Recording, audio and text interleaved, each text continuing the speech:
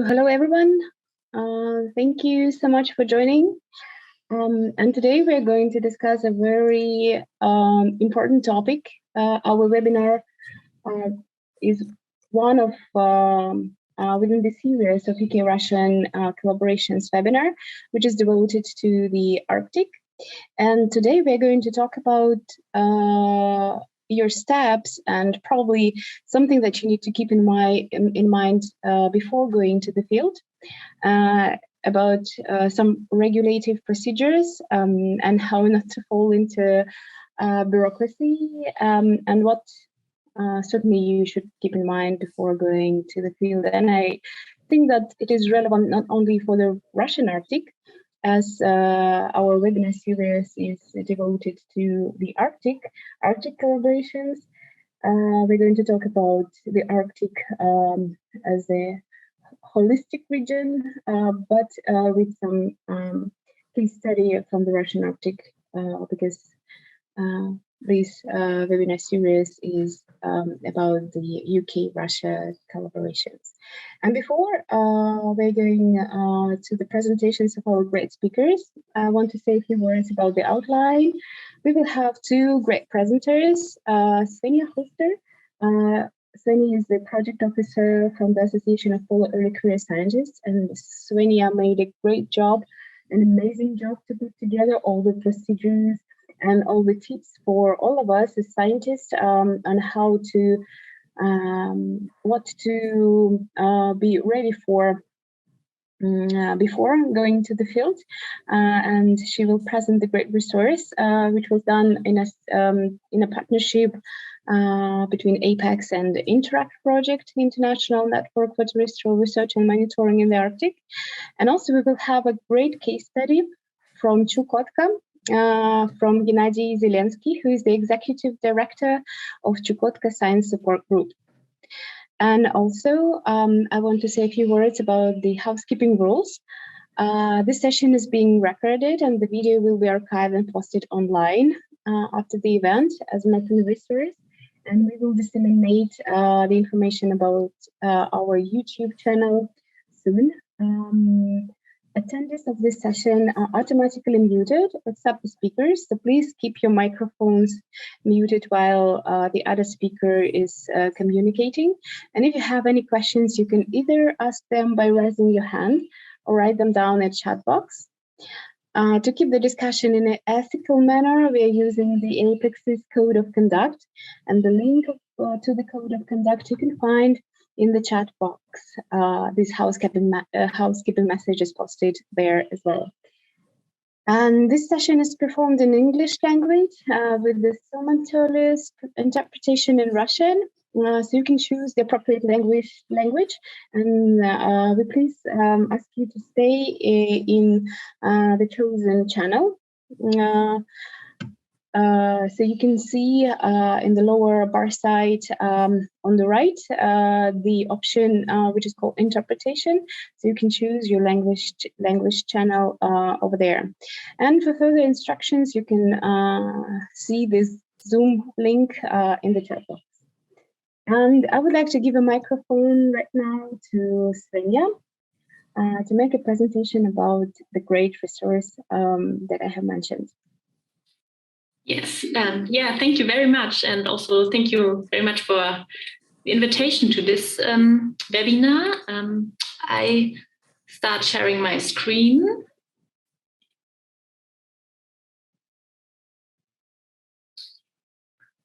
Okay. Yes, my name is Svenja Holster. I'm currently working for APEX, the Association of Polar Early Career Scientists. And one big task of the last year was to develop a platform for about permit systems and regulations in the Arctic countries in collaboration with Interact. And I would like to present our work to you in the next minutes. Before I start, I would like to quickly introduce Interact to you because, maybe you're not all familiar with this network. So INTERACT, or in the long form, International Network for Terrestrial Research and Monitoring in the Arctic, is an EU-funded infrastructure project. There are 89 terrestrial field stations located across the Arctic regions and in northern alpine areas. And INTERACT's objective is to build capacity for identifying and understanding and also responding to the diverse environmental changes in the Arctic. And it is doing so by providing a platform for station managers, by organizing joint research activities, and also by offering transnational, remote, and virtual access for researchers. And in collaboration with APEX, we developed this platform. And we did so because, first of all, this was in relation to the agreement on enhancing international Arctic scientific cooperation. This agreement was signed, or it was ratified by the 8 Arctic Council member states in 2018. And it aims at increasing international research collaborations and also to support easier movement of researchers and research equipment across the Arctic.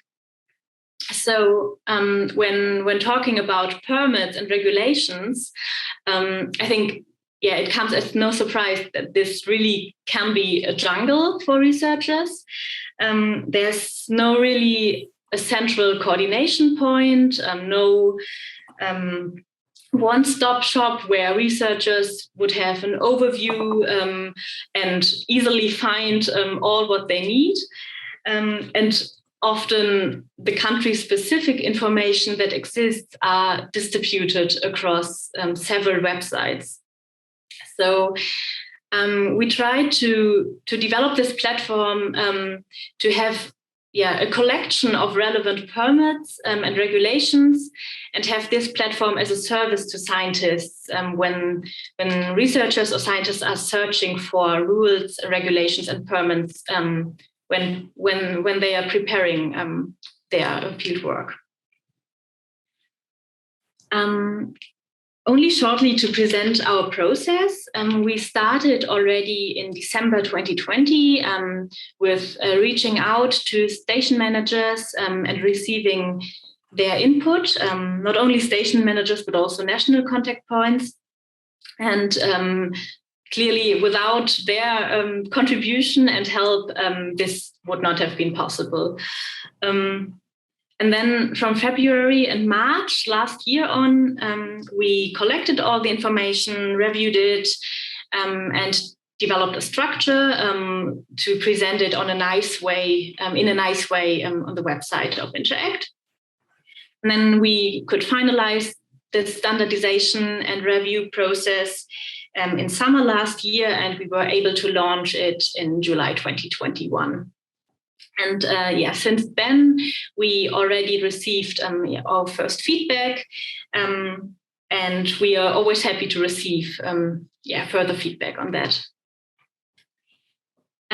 This information platform presents the most common permit types and information for all Arctic countries. We always included links to the websites of issuing authorities or research institutions that are relevant for permit application. We also always refer to the contact information of station managers, because I think station managers are always really helpful, especially when it comes to national and local permits. And then, of course, very important, we included a disclaimer because we are aware that such regulations can change really easily and quickly. And rules may change. There can be new regulations. Links may become outdated. And it's simply not possible to track all these changes and update them directly on the website. And in addition, it always remains the responsibility of the researcher, of course, to ensure that all relevant permits are there before traveling to the research destination. But we tried to cover as much as possible. So we always start with a short introduction to the country and the region. And then we included information about cross-border travel, and this is in relation to persons, but also in relation to import and export of equipment, of samples and chemicals. We have information about access to specific areas like protected, remote, or restricted areas. We have some information about permits to conduct fieldwork and to collect samples, about field instrumentation, meaning, for example, the installation of equipment in the field or drone regulations. Then we have some information about safety equipment, like the use of weapons or radio permits, some regional and local permits, and if available, relevant additional information. So here you can see how the website looks like. This is a screenshot of this front page of the Interact website, and you can find this, I think, really nice mosaic of pictures with Arctic fieldwork permits and regulations directly on the front page. And when you click on it, then it appears a list of all countries. And on the right side, you can see how we structured this. So on each country page, you find these kind of headlines. And if you click on one, then the relevant information of this topic folds out. And of course, we are always interested in receiving feedback. And if you encounter any incorrect information or have suggestions for improvement, then please just contact us via the contact formula. We are always happy to improve this platform. And this is now, since summer, we have this platform. So this is the first test run, and we are curious what kind of suggestions the whole research community might have. That was already my short introduction to this permit system platform. If you're curious, please check it out.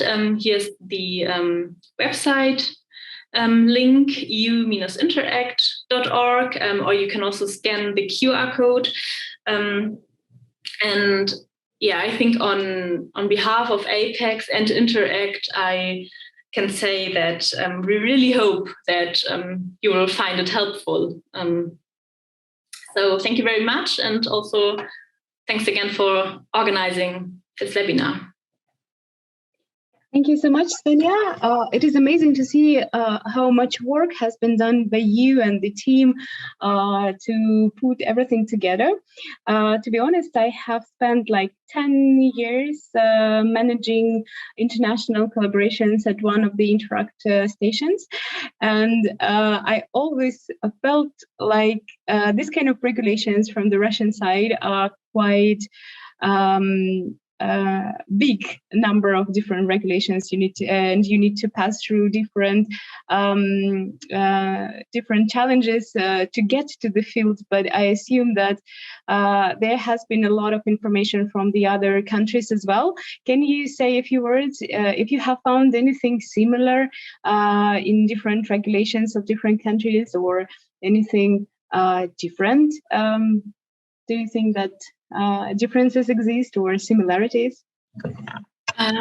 Maybe like one similarity is that in every country it's really complex and distributed across so many different websites, and many different authorities are responsible. So yeah, I think it's really dependent on each country, and also on the local regulations.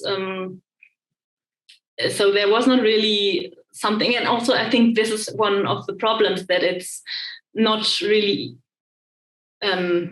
it's not really feasible to harmonize these regulations across the Arctic countries, because it's national regulation and legislation. I can imagine. And I want to say again, thank you so much for putting this resource together.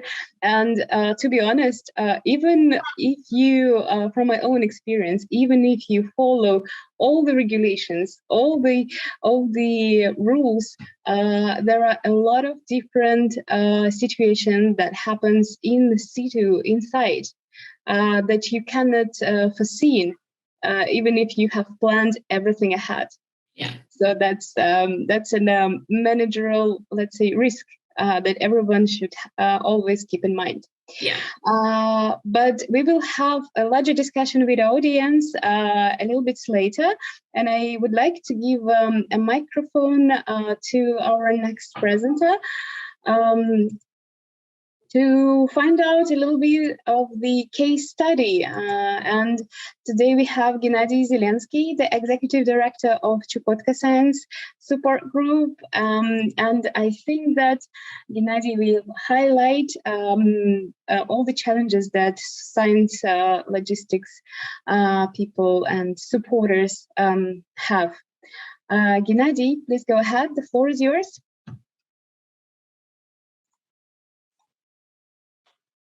Добрый день. Thank you so much, and good morning or good afternoon, everyone. I'm a practitioner rather than a theoretician, so it's hard for me to take a public stand. My name is Gennady Zelensky. I'm a CEO of the Chukotka Science Support Group.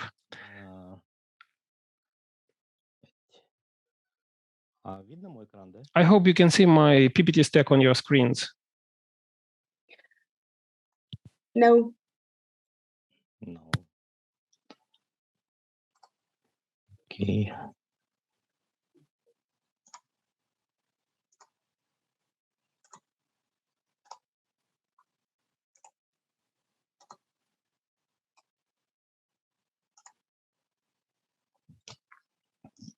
Yeah, thank you.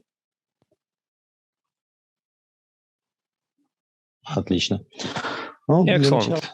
Right. For starters, I'm going to brief you on my organization. The name of the organization is the Chukotka Science Support Group. Gennady, can you please put your presentation in a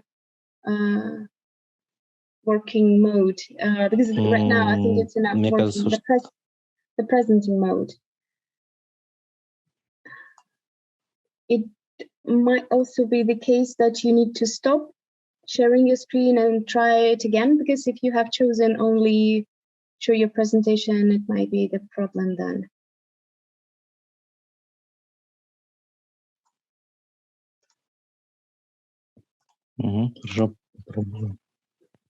Sure, let me try that.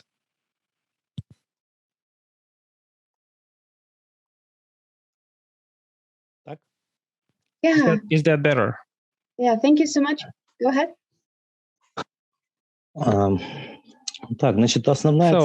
Like I was saying, the main goal of the group was to provide technical support to various scientific research projects carried out in Chukotka. We live in the Strait of Bering area, and most of the scientists want to carry out researches on both sides of the strait. And many researchers and early career scientists who carried out researches in Alaska usually try to continue their researches in Chukotka after completing their work in Alaska. So when early career scientists and researchers arrived in Chukotka, they faced lots of challenges that they have never suspected. Well, Chukotka is the most remote part of Russia.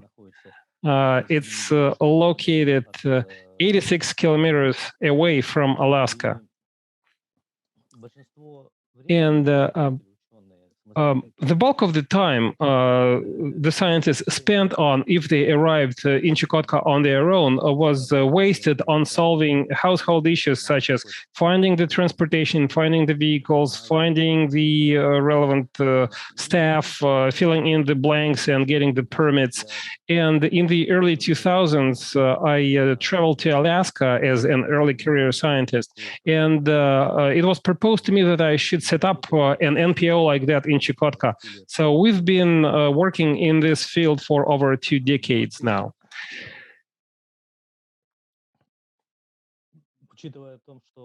Given the fact that the field research season in Chukotka is extremely short, it's only 3 months. The same holds true for the entire Arctic. It doesn't make sense to waste the valuable time on solving some household problems.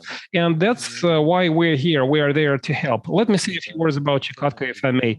Chukotka is a national reserve populated by Chukchi and Eskimo, and they're primarily engaged in reindeer herding and fishing. You can only fly to Chukotka. This is the only available means of transportation. And the flights are carried out from different parts of Russia to Chukotka. But you can only travel to Anadырь, which is the capital city of Chukotka. It's quite easy to get there. However, it's much more difficult to get anywhere else in Chukotka. And it's right next to impossible to book tickets immediately because, you know, all the tickets and all the flights are booked out half a year before. Many people don't know about that, and they tell us that they are going to arrive in August or in July, and it's next to impossible to get any airfare by then. In Chukotka, there are no railways, there are no roads whatsoever. Like I said, flying is the only way to get around.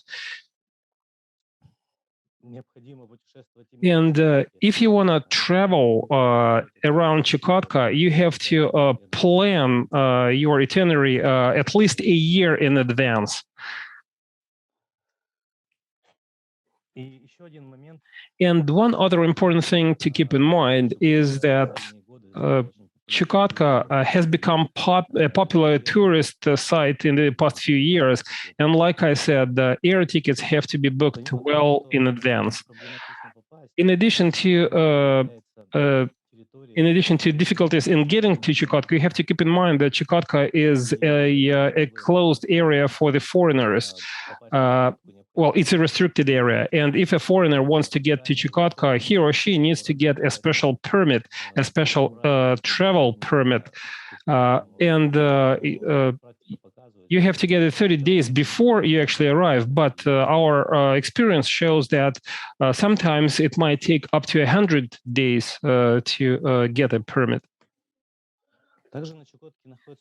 In addition to that, there are 2 national parks in Chukotka. One of them is worldwide famous. That's Wrangler Island, and the second one is the Beringia National Park. So, if you want to carry out your research on the territory of the national park, you have to get a special permit from the local authorities, and you have to get a permit from the national park authorities. For instance, we are based in the Beringia National Park, and if a scientist wants to carry out some research in the national park, he or she needs to sign an agreement with the national park, and that means that all the publications are to cite the Beringia National Park as the main venue, but that doesn't mean that an inspector has to be present at all times right next to the scientist. It's just a a formality. As far as housing in Chukotka is concerned, well, there are almost no hotels in Chukotka. Another is the only city that has any hotels, and some large villages also have some small hotels, but it's next to impossible to book anything in Chukotka online. In small villages, you can rent some flats. That's what scientists usually do. They rent flats. And we've been engaged in scientific logistics for many years, and our NPO is the official logistics provider for the National Science Foundation. And as a rule, before a researcher starts any research in Chukotka, he or she needs to file a grant application, and we get a request for logistics costs and traveling costs, and so on and so forth. But usually scientists just say that they want to arrive in Chukotka at this particular date, and so on and so forth. And what we need is many more details on the expected research project. The more we know about the upcoming research project, the higher quality the logistics work is going to be. And let me share a few case studies of the projects that we've been engaged in for many years. One of them is the Calm, which is a well-known project. There are three premises for the Calm project in Chukotka. Two of them are maintained by our team, and one of them is based right outside the Lavrentia village, and the second one is next to the Borino village. And scientists arrive at these two sites every summer. They monitor the permafrost, and the Lavrentia village operates all year round. We have a land plot that hosts temperature sensors. We drill some holes, and these sensors are based at different depths in the drilled holes. So this is a year-round project, and we get data 24/7 from the temperature sensors. Another case study is the comparative study of the medical ethnobotany of the Chukchi and the Yapik indigenous peoples. It's an international project, just like all the projects that we work on. While Calm is primarily carried out by Russian scientists, all the other projects are joint projects, and most of them are US-Russian joint projects. So that's it. That brings me to the end of my presentation. Thank you. Thank you so much, Gennady, for sharing your extensive experience in managing and planning. Especially, I liked your point regarding the details and planning beforehand. It is very important, also from my point of view, as I said, that I try to manage a lot of international cooperation and visits in the past, and also. I have put quite a few notes over here to ask, and maybe to support some of your claims. But I would like to ask if anyone from our audience has any questions specifically to Gennady or to Svenja on their presentations. So please raise your hand and we can give you a microphone, and also you can use the chat box to communicate your question. Don't be shy. This is the challenging topic, but we will try to understand how to work with that. Please go ahead. I would like to, as I said, I would like to second some of the statements that Gennady has mentioned in his presentation, and I think that some of the some of the challenges that he mentioned are relevant to most of the Arctic regions of Russia, which are remote. For example, for my region, I can second some of the lines, but not specifically about the railway, for example, because the railway makes our region more accessible. And I think that in chat, yes, Sole has asked, do you have any ongoing UK-Russia projects in Chukotka? But maybe in the future, Gennady, do you want to say a few words about that?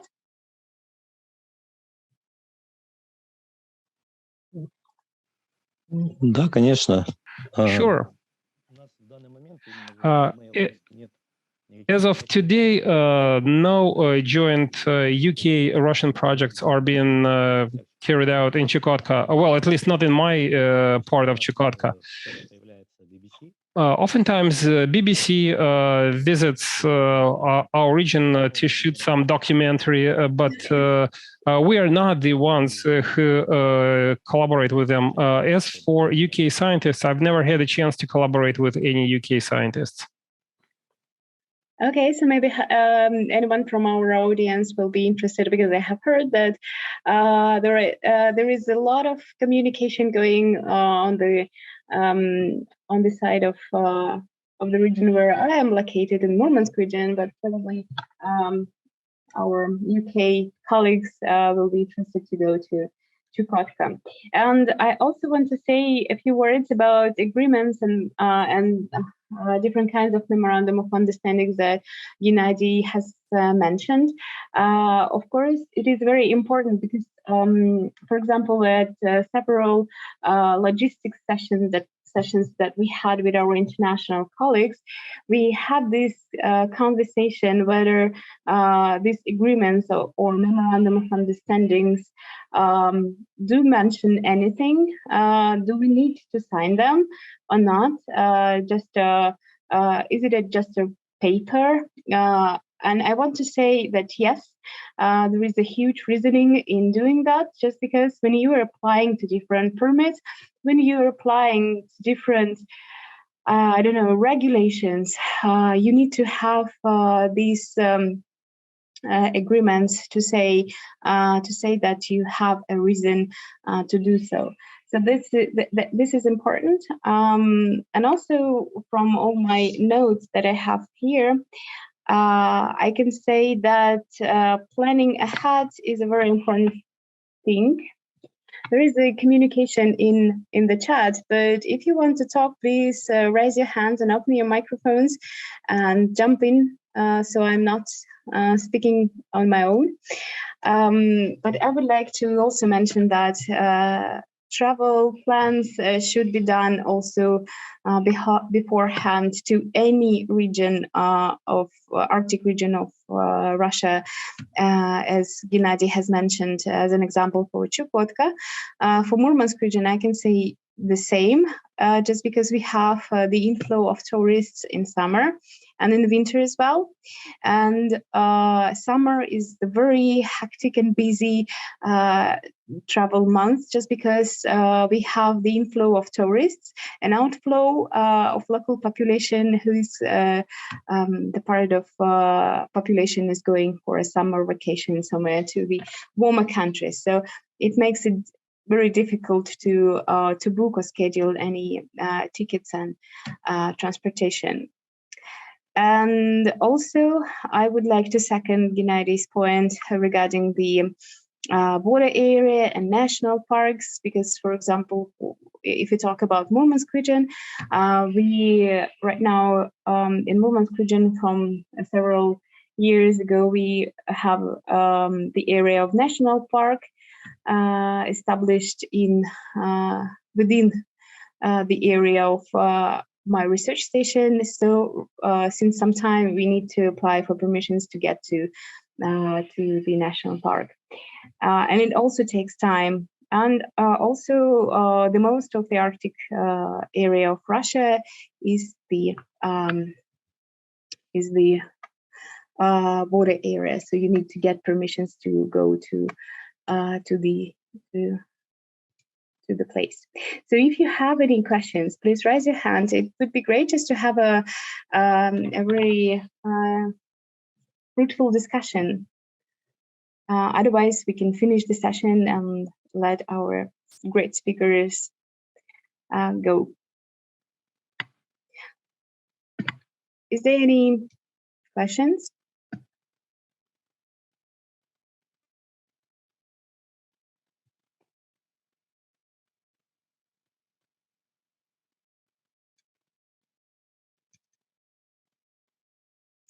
I don't think that I can see any. But probably I will address one question to Gennady. Gennady, if you will have an opportunity to have a cooperation and connection with UK scientists, do you think that will you have enough stuff to manage all the projects, since you have already 2 projects ongoing?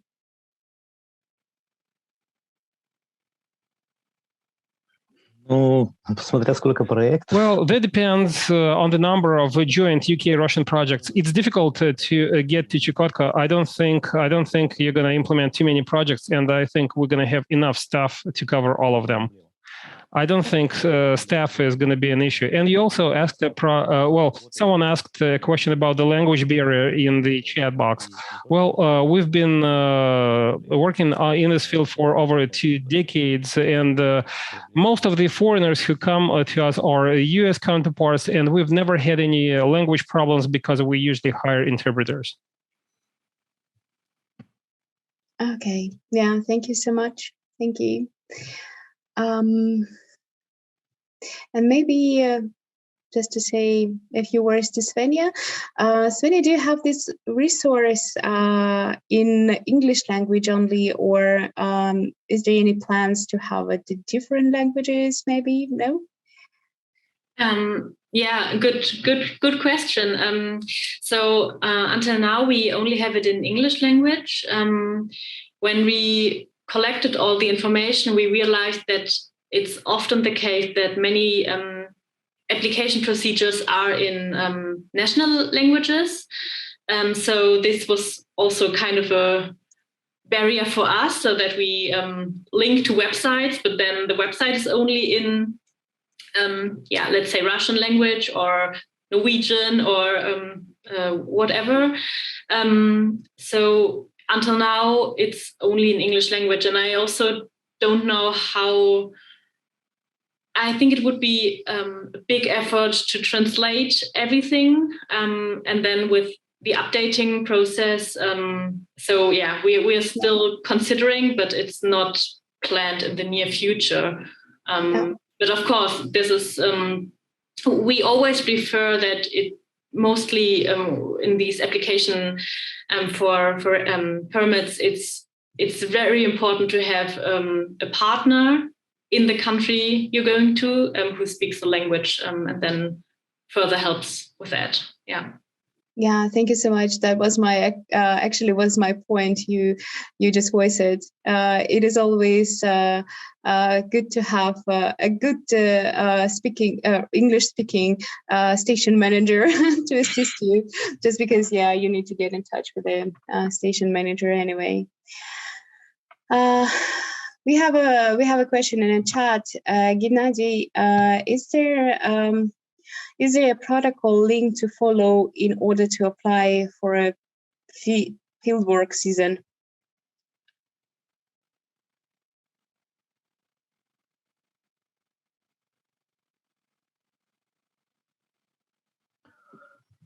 Как правило, я не понял немножко вопроса. What exactly do you mean? For a specific project, for a specific field work, or in general, if you want to work in Chukotka with us or just in the region? I think we can give a floor to Sole, who is asking the question. Sole, can you open your microphone? And Sole says in general. Я понял. Нет, у нас не существует никаких we don't have any specific protocols to get a research permit. At least I'm speaking for our NPO. we collaborate with the scientists who have already gained all the necessary permits to carry out research in a specific region. And most of our scientists are engaged in joint projects, and they settle these issues on their own. We're only responsible for the regional logistics, like getting a regional permit, getting a permit to get to a borderline area. But as for research permits, we're not an authority on that because we're not a scientific institution. Okay, thank you. Thank you. Yeah, and also there is another question from Valentina, and she is asking whether we involve students in projects, and if we plan to have a cooperation with universities. I'm not quite sure to whom you asked this question, Valentina. If you can make it a more detailed question, but I would also like to, you can always get connected through Apex, and we have the project officer today from Apex. Apex is a great organization to get connected among young scientists throughout the world, I would say. Right, Svenja? I think that you have more than 5,000 members. I don't remember when I left Apex, because I was in Apex for I think like 10 years or so, a member of Apex. So I think when I wouldn't say left, when in Apex, you always in Apex. So it was around 3,500. What is the number of members at the moment? Actually, I don't know the exact number, but I think it's a lot. Yeah, it's a lot.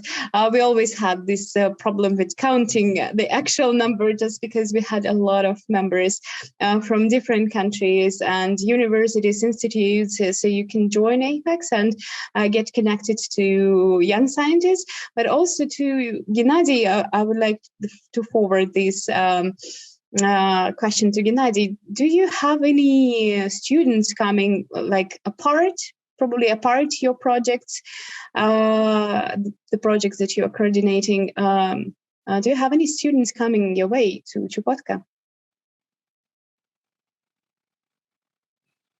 Well, the short answer is yes. Every year we host students, and usually 1 to 2 students take part in every single project. And this year we will definitely host 2 students from the Moscow State University.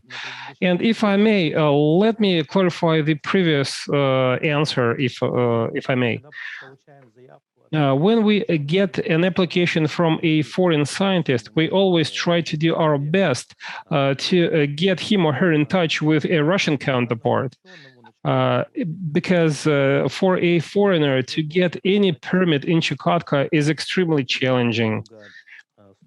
There are too many competent authorities, let me put it this way, who supervise and control things, because this is a borderline area. And, foreigners are kept under a close eye of all the relevant services and agencies. It's much easier to collaborate with the Russian scientists to carry out any kind of research, because Russian teams usually include foreign counterparts into their field parties, and it makes it much easier for them to take part in the joint research. Unless, of course, a foreigner wants to export some samples outside of Russia. That's a totally different story, and I guess so this is something that they have to solve on their own after they leave Chukotka. Yes, thank you so much for a very relevant comment, Gennady. And when I always talk about science logistics at different conferences or seminars, I always point out that you need to find out a good partner at the Russian side who will help you with all the planning and who will be the part of your project. And I think that the international collaborations actually make sense, that you have the partner at the other side of the border in any way. So thank you so much. And I also wanted to say something else, but unfortunately I forgot. Sorry, that's a lot of information. Oh yeah, I wanted to say that this is the even though this webinar is within the series of webinars, we have planned the following two webinars as let's say the series within series. And this one is so-called before the field. The next one will be in the field webinar, and the following webinar will be after the field. So we will have it as the complex view to how to make your field work going smooth and successful. So I think that we can finish at this point if there are no other questions. And you can always get in touch with us and keep your eyes on the advertisement, because we will have our next webinar February. Can anyone from the team help me? February the 25th. 24th, right? Yeah, 24th. Yeah. Yeah. Keep your eyes on the advertisement. We will send it soon. And please join the following webinars. And thank you so much. Thank you to our great speakers for sharing your experiences and resources. And again, thank you for the great job that you're doing.